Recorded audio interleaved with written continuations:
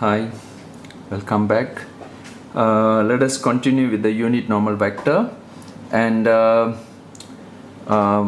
for just to inform you, if there is any setback in the recording, please bear with me, and I just apologize for any setback that you can see in the recording, but.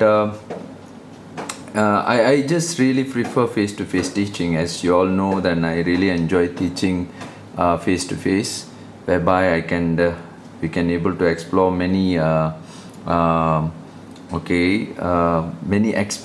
we can do many experiment. I can show you many experiment demonstration. It's not experiment, I may call it.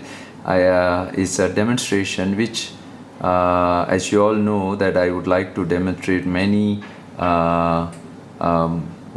mathematical problem in the real world cases. Therefore, but now I bit tied up to just explain using this paper and pen. I know there is some setback when I communicate with you. I don't feel comfortable with this kind of environment. It's a first experience for me to teach this kind of things, in the recording base. But anyway, we will take this as a kind of challenge. Then we will make a progress on this. Okay, I'll try to continue with you. Okay, now the next stage that I want you all to get a better grasp is a unit normal vector. Okay, why we should learn unit normal vector? You will see all this component will be used very extensively later. Okay, therefore, if you don't have a proper understanding in this unit normal vector and tangent vector, it's very difficult for you to visualize what is going on. Okay, the every segment, every topic, and the subtopic that I'm introducing to you is very relevant to your understanding, for the further understanding to perform or to solve what we call the real world vector problem. Okay, now let me continue with the unit normal vector. Okay, now what is unit normal vector? In a simple way to explain unit normal vector is this. Okay, unit normal vector, okay, is refer to t and is orthogonal to tangent vector. Normal vector is orthogonal to the tangent vector. Therefore, any point in any progress, if a particular object or particles or any object, when it moves along one line or along one curve, we can see that movement detail will be captured by tangent, and the impact of that the particles can be captured by what we call as a normal vector. Okay, in this case, normal vector will be defined as something, the differentiation of tu to taking the magnitude of u. Okay, you may wonder what is going on. How can this is a very wonderful idea, or something, a phenomena I may call it, whereby how can a tangent, when I perform a differentiation on this, it's automatically become a what we call orthogonal to that means it's a 90-degree difference, 90-degree difference to the tangent vector. That people might be very curious to know why. Really, I will recommend to you, if possible, you should try to understand why the tangent, the normal vector is orthogonal to the tangent unit vector, because this is something a very unique phenomena, which is basically when any progress, okay, any movement of any particles, you can see when you capture the tangent vector, that means is the impact or force or whatever that you're going to calculate later. You're able to, when you differentiate the tangent vector, automatically the tangent vector will give you the impact. That means is the impact that it can give normal to the tangent vector. That means it's orthogonal to the normal the tangent vector. Therefore, the unit normal vector usually is one of the very interesting phenomena, as I said. Okay, now the good example for the these things is one simple example. I'll try to cover one, give you one simple example. Find the normal vector for RT, which is t 3 sine t 3 cos t. Okay, RT is something, when you differentiate you get it 1, and for the 3 sine you will get it 3 cos t. For 3 cos you get a negative 3 sine t. In order to get a magnitude here, RT,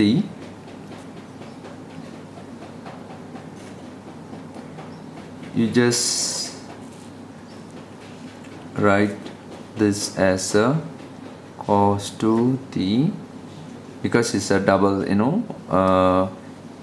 you square root to that, not to square root, actually power 2, okay, just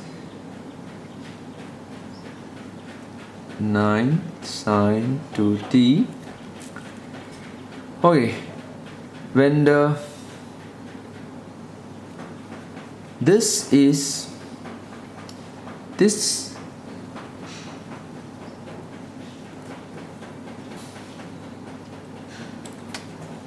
R, the magnitude can be calculated based on the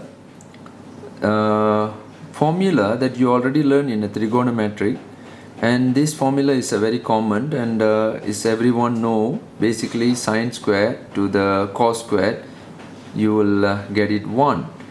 We're going to apply that inside this formula, and therefore you will get it here 1 9 cos 2t plus sine 2t. Therefore you will get it, okay, maybe I just save the paper. Okay, you will get square root of 10, and in order to find out the t, you just need RT. As I said, R is a differentiation of the movement of that object, okay, the equation, and the magnitude of that equation. Here you will get it 1/12 3 cos t 10 negative 3 sine t square root of 10.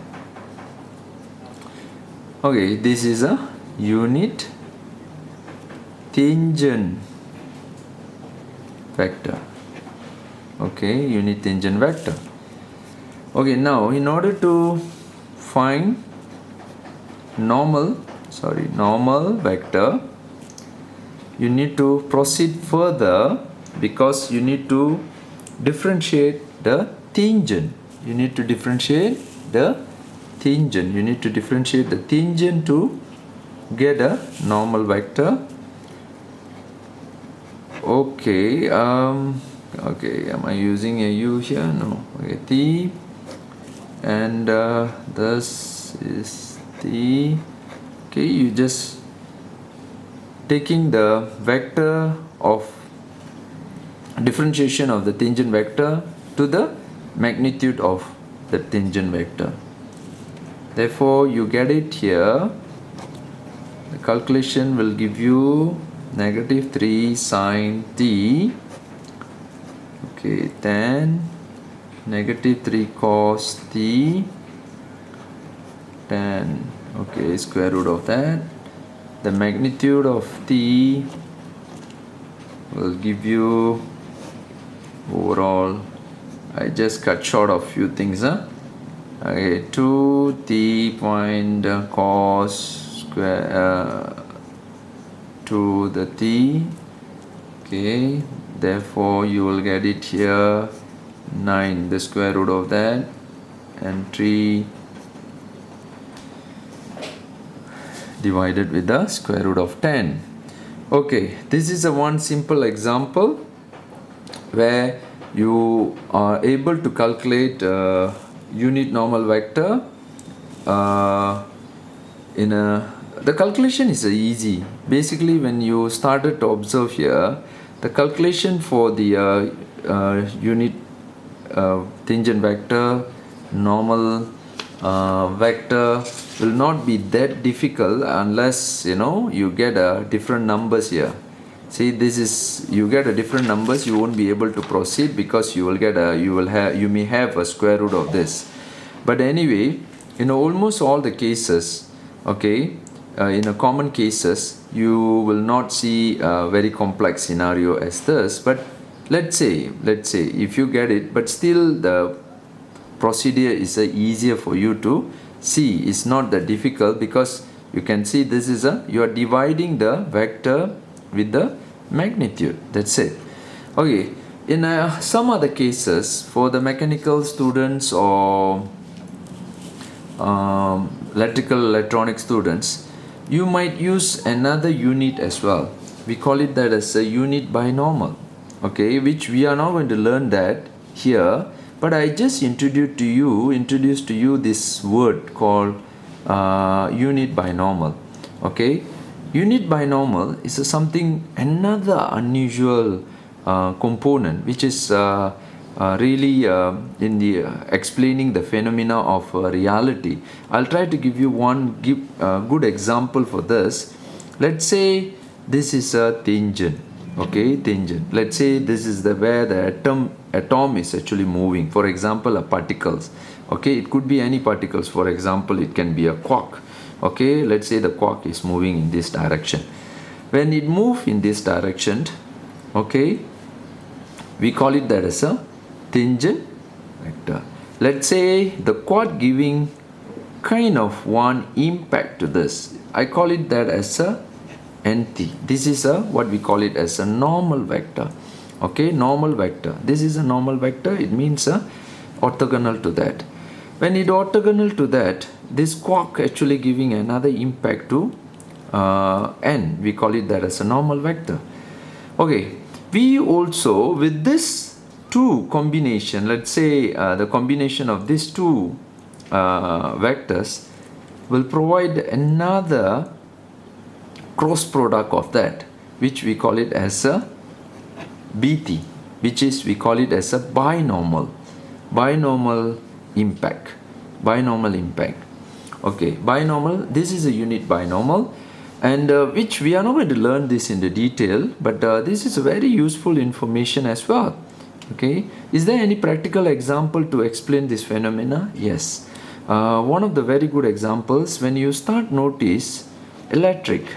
For example, there is a charge, electron moving in this direction. Let's say this is electric. Okay, when the charge moving, as you all know, it will generate electricity, right? The charge is moving. When it charge moving in this direction, when you try to move into that field, okay, and into the field of this electricity, it will generate what we call as magnet. Okay, magnetic field. This is actually a Faraday theorem, right? The Faraday principle of electricity, that whenever you just use in a solenoid, the electricity, when the charges move, then you just bring in the magnet in the opposite in the orthogonal directions to that electricity, it will able to generate what we call something what we able to say as electromagnetic field. This is a very interesting. Let me adjust it like this. Okay, this is a little bit to get a good visual. Okay, therefore you can able to, from the electricity that you can it's a really very amazing what you call relation here. You can see the relation here. So everyone in a different direction, but actually it's three of that compound actually is communicating within each others. This is a very interesting phenomenon. Therefore the unit binomial able to explain this kind of what you call phenomena. Okay, with that I'm not going to elaborate this in detail, but this is not covered in the syllabus, but we will cover up to normal only. Okay, we will cover up to the normal only, but I leave it this to you. If you're interested, you can go and revise further. Okay, now with that, let me cover. We have done what we call unit normal vector, unit tangent vector, unit vector. Now we're going to learn what we call as another topic called cross product. Okay, cross product, or we will call it that as a dot product. This is another important properties. Okay, important properties of the vector, and very useful property of the vector. Okay, every time some of you may say, sir, I've learned all these things. Okay, I've learned all these things already. But as I say, this is I'm giving you this from the beginning because it's very important, because this can be done within a 1 minute. Basically, this can be done within a 1 minute. But I want you all to get a better grasp of this, because this required some kind of visual understanding. This is a visual understanding. It's very important later, because I'm going to teach you divergence, Stokes theorem, surface integral, which required this. We're going to apply all the things that we learned here in this what you call advanced vector problem solving. Therefore, every piece of, as I said before, every piece of the information here is a very valuable to you, and I want you all to have a visual understanding. It's not like you know how to calculate. Okay, of course everyone able to calculate the tangent. When I say unit vector, if I give you a simple question, you're able to do it. No doubt about it.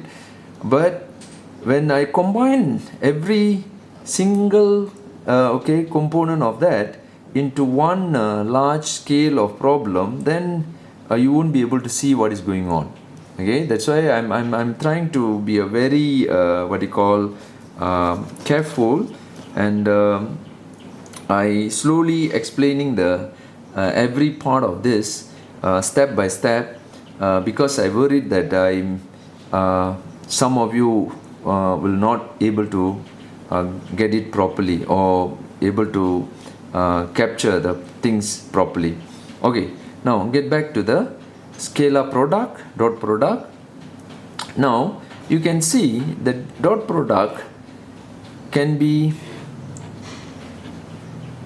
let's say there are two vector, we call it A and B. Okay, A I defined that as let A be AXI, AYJ, AZK. I want you all to understand this. Okay, some books may use this representation. Therefore, there are various representation. Therefore, don't get confused. People might use a different representation in the vector. Okay, now for the B, let I call it as BJ BZK. Therefore here BX BY BZ. Okay, now is it possible for us to identify the scenario, okay? What we call it as a dot product here is this. The dot product between this A and B is a times, okay? The dot product is a times, okay? This, when the, it's a kind of product, but it's not a times actually. It's a something, is a one of the property of the vector. Okay, this vector properties, it has a very special and unique representation here. Let me explain this. Okay, A dot product with the J, it will give you J dot product with the K dot product with the I, it will give you 0. Okay, you may ask, how am I getting this results? Okay, let me put it to you. I to the I, J to the J, K dot product with the K, I'll get it this. This overall, this can be represented in algebra B, okay, as this. Okay, this is the algebra representation of that. Okay, A, I'm taking the magnitude of the A, I'm taking the magnitude of B, and the cos to the to the theta. This is a algebra representation, representation. Okay, we can able to find what we call A dot product to the B. Is there any particular example that I may able to give? This means I want you to get the logics of this. A, okay, I'm trying to find out the movement of the A on the top of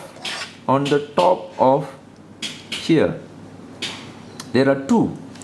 Can I see the parallel force, or maybe the parallel relation between A and B, for example? Is it possible for me to get the parallel parallel implication between B and A? Is it possible? Okay, it's possible through this dot product. The good example I may give you is this. For example, trolley. Okay, when let's say the trolley is moving in this direction. Okay, but I'm giving the force in a different direction. Okay, but in this angle. Okay, once is very obvious, because the trolley is moving in that direction. Definitely the force must come to this side, right? Therefore, this is a simple Newton principle. Okay, when if there is a force, the trolley should move in this direction. If I give a force like this, the trolley should move in this. It's impossible, right? But anyway, I'm just giving this object should be able to move in this. When I give this direction, that the object should move into this direction. Okay, therefore the trolley is moving in this direction. Is very obvious. That means the force is here. Is it possible for me to bring this force here? Yes. Therefore, it's actually we are times with the cos. When I say this f cos to the theta, I'm bringing the magnitude of this f to this side, and I'm giving the imposed, okay, I'm giving the position of the force direct to the exact movement of that trolley. Therefore, the reason why are we learning the scalar product is just to identify there are two components of vector. Is it possible for us to identify the combination, the parallel combination of these two vectors? Therefore, in order to get this, it's a very simple, that which we can use this method, algebra method, to find out. Therefore, it's very obvious. You can see the unit, tangent unit also giving us 0 and 1. What do you mean by that? Okay, ij. I refer to x and y, right? Okay, x and y. When we refer to the x and y, okay, this is y, this is x, is a 90 degree. When I dot product with this, it's a 90 degree of this, I'll get 0 as my answer. Therefore, it's a very obvious, I may call it this, okay, I may call it this A dot product with the B. I get a 0 if A is a orthogonal to B. That means it's a 90 degree orthogonal to B. Therefore, this means it's a 90 degree.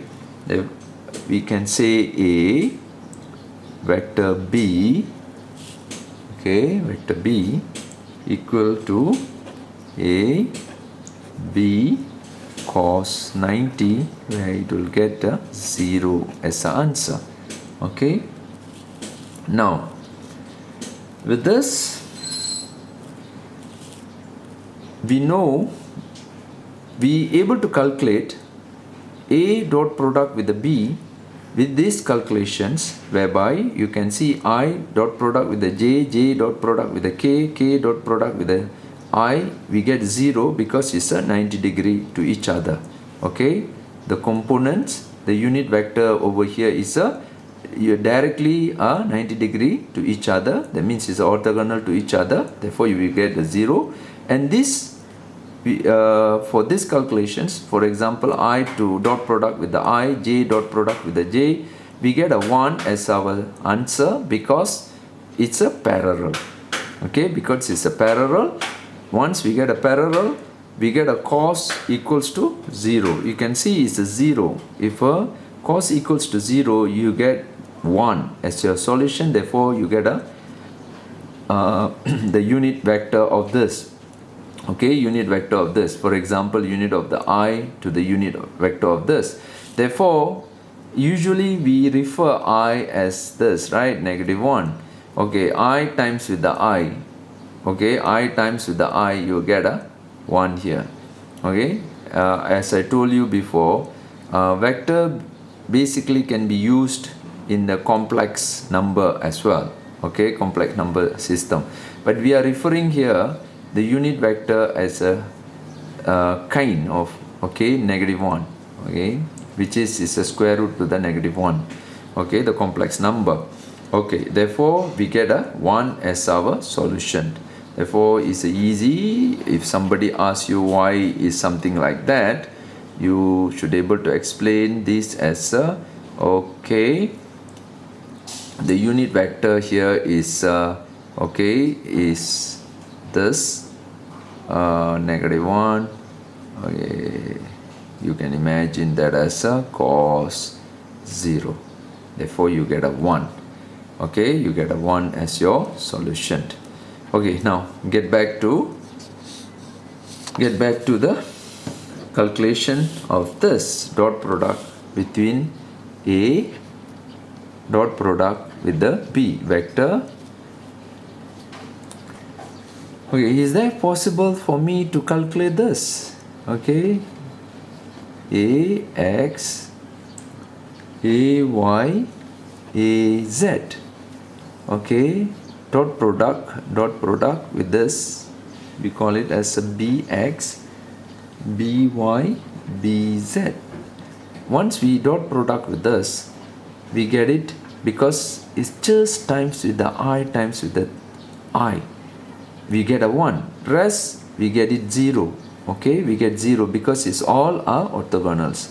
Therefore, here we get a AX BX, okay, plus, okay, plus AY BY AZ BZ. Okay,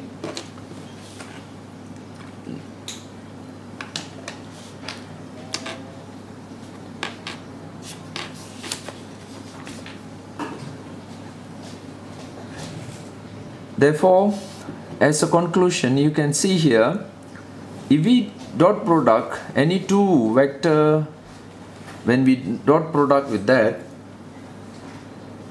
we get this as our solution, or we able to write that as a magnitude of a to b cos theta. Okay, this is what the solution will be. Okay, now this dot product is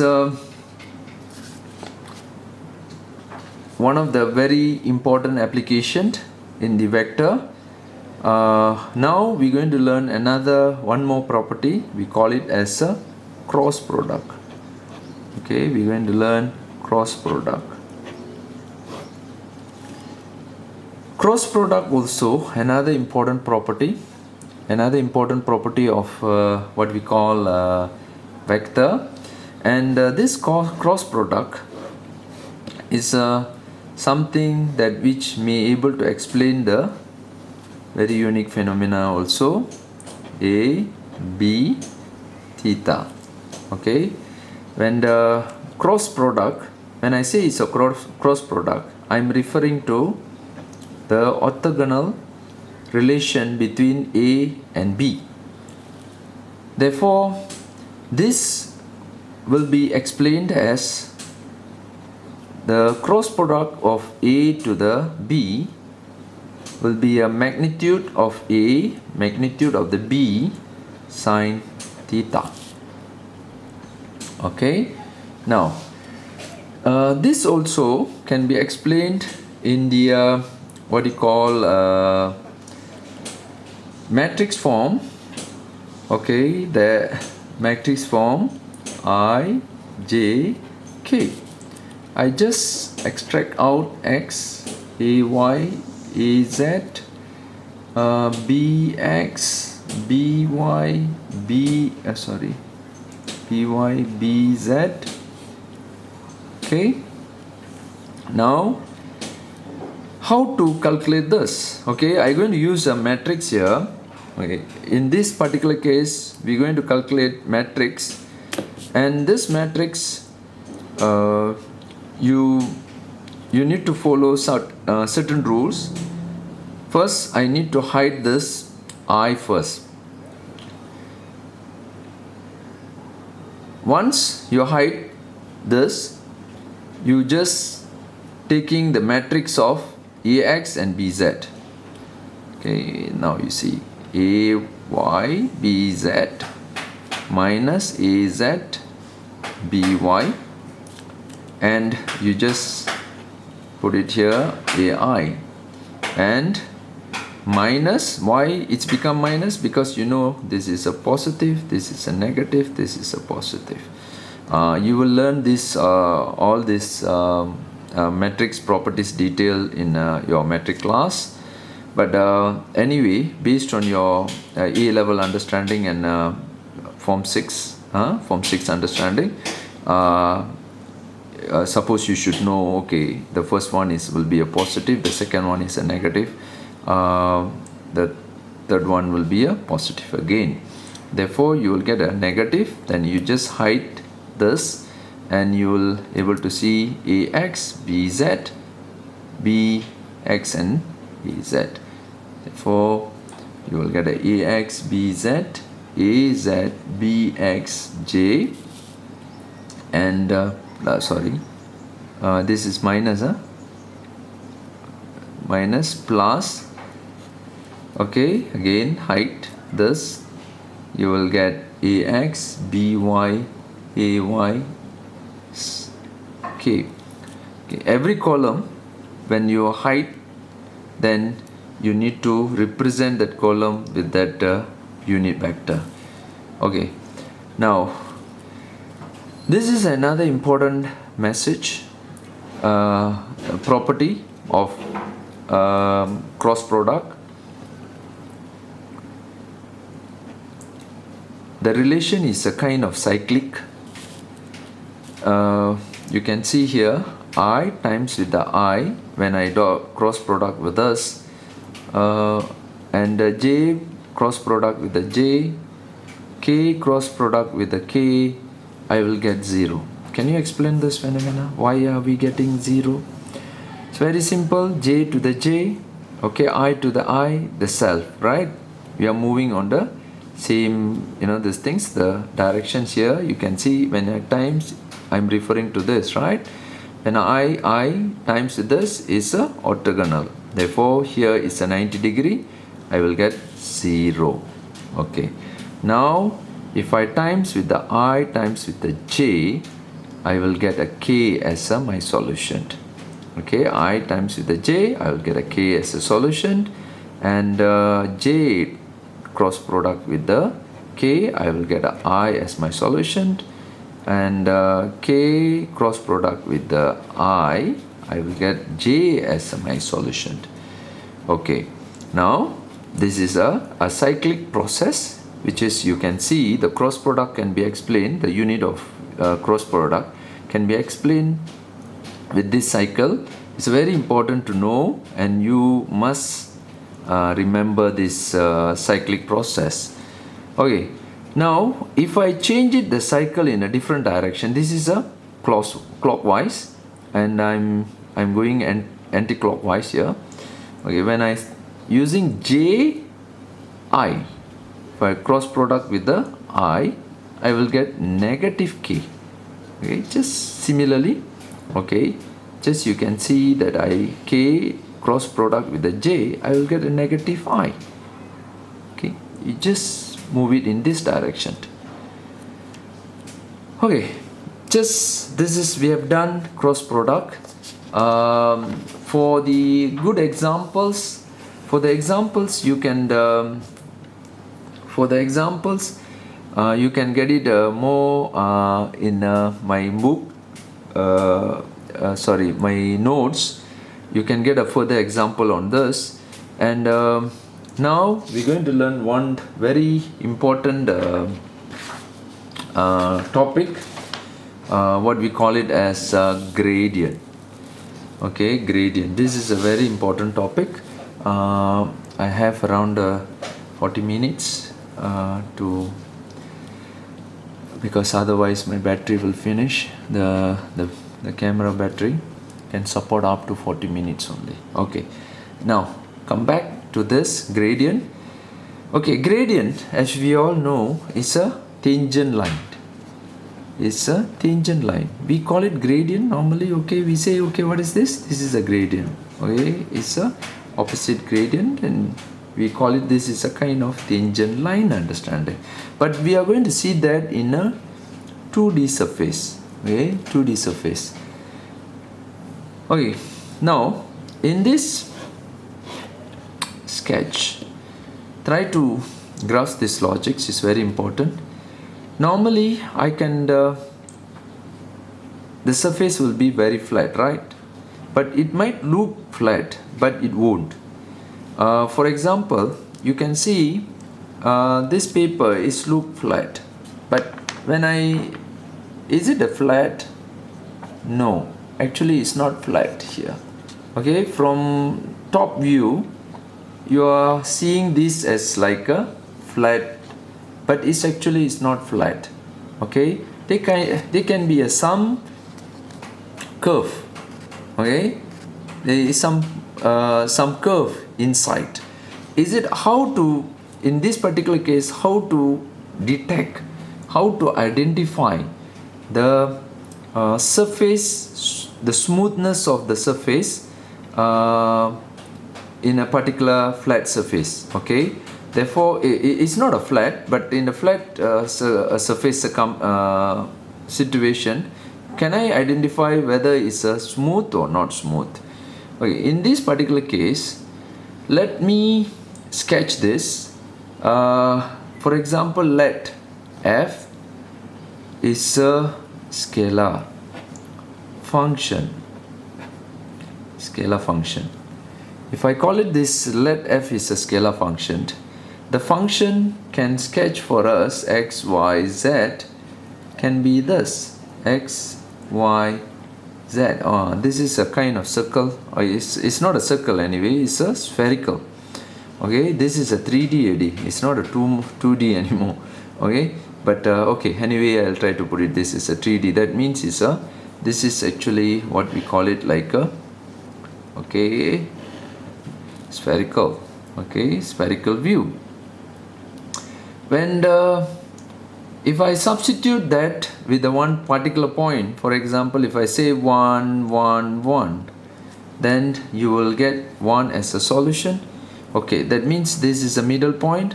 Let's say take it this surface. Okay, this surface, I making a kind of what you call zoom it into this case here. Okay, this is the surface of this point, particular point here. This is a 1 because I need to use a coordinate system here. Okay, when this coordinate system, can I put it here? Okay, okay, can be, because it's a 0. Okay, 0. I haven't give you what is the radius. Okay, the radius of that, but assume there is a radius for that. If I give you 1, then you know the radius is a 1 here, right? Okay, with that, let's say if I sketch this surface, imagine this is a kind of surface of spherical, okay, one particular spherical. Okay, in this case, del f, okay, this is, we call it as a del, or we call it this as a nabla f, is the surface